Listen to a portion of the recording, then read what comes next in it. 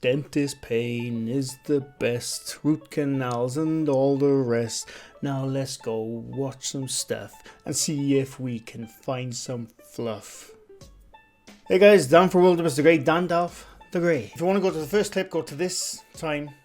Yeah. Apologies I haven't made a video the last couple of days. I've had pain-ins. Pain-ins right there. Dentist stuff. I hate it. I gotta go back again for a couple of stuff. Some stuff to be done. Back teeth stuff as well. But anyway, I haven't done a debunking video for a while, so I thought I would. It's not that I thought I would. It was just somebody said, "Can you look at this clip?" So I did. And unfortunately, I can't remember who asked me to look at the clip. But it's from Nukes Top 5. His last video last week, I think it was. I will link Nukes' video down below and the original clip down below if you want to go check them out. Two people in a graveyard at night, and they see a shadow dude. We're going to look at the clip and then we're going to break it down piece by piece and see what we can see. This is a debunking video. Sort of. I suppose it's more of a logical, scientific explanation of what is going on. That's what I'm going to say. I'm not a scientist. Let's have a look, shall we? Let me move my stupid fat head to the left for a second. Right, so this is the two people now in the graveyard and they see a shadow dude.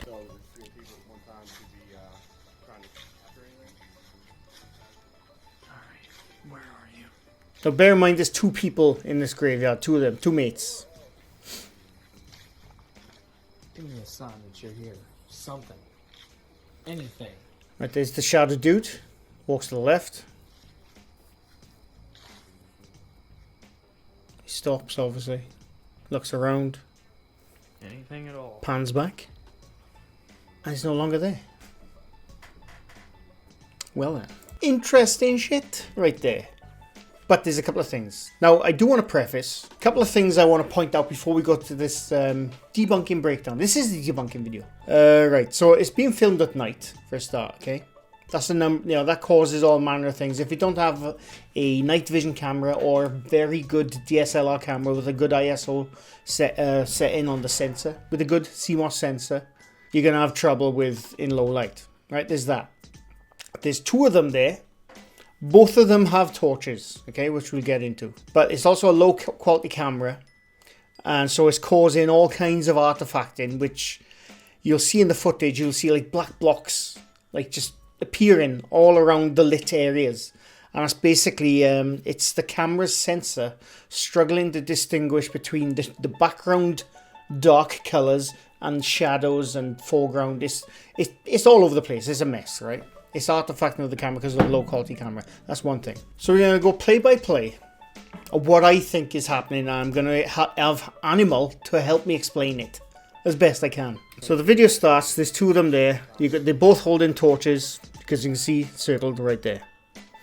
So we know there's two light sources there, okay? So the one dude starts walking forward. His mate stays behind him. We don't know if he's to the left of him, we don't know if he's to the right of him. I'm going to say he's just to the back to the right of him. I'll explain why in a bit. So he walks forward.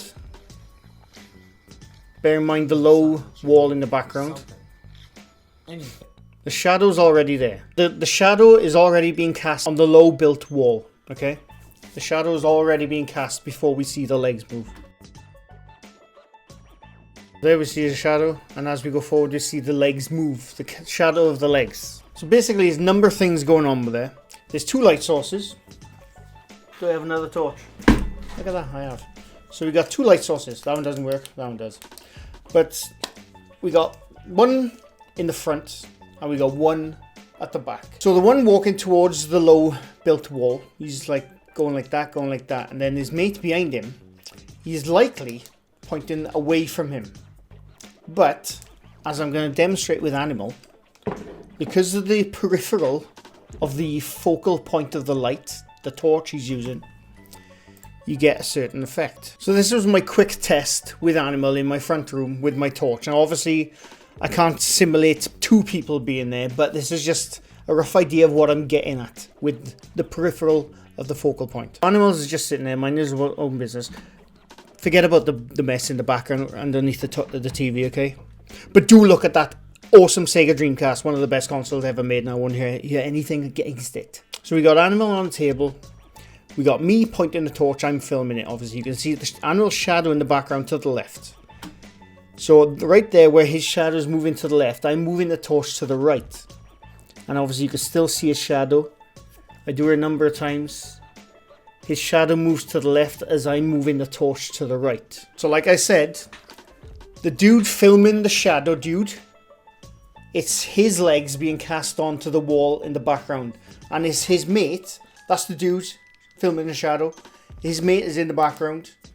Likely, like, obviously I can't show you properly here, but he's probably like looking back and forth like that. And it's just coinciding with the main camera guy walking to the left, because we know he's walking sort of to the left forward in a forward motion. Now, another thing they said in their review video is that it couldn't have been the cameraman's shadow being cast, because the shadow dude casts a shadow above the wall, which it does. It doesn't, but it looks like it does. And here's why. So once again, this is the film. Anything at all. That's the back wall in the back, which I've highlighted right there. That's the low built wall. And you can see the shadow dude start to form there. And it does look like his torso is above the low built wall. But that is basically bushes in the background. Or so whatever is in the background is holding that shape. And it just so happens to coincide with his legs being cast on the low built wall. Which is those bushes I've highlighted right there. Because as the footage goes further on, and you go back, the shape is still there. The shape of the top torso is still there, and the legs have already moved to the left, because it's the shadow of the cameraman's legs being cast to the left, and his mate has moved the torch away. And the reason it looks like a torso above the low built wall is because of the bushes or whatever is in the background, just sort of casting a similar type shape of a torso.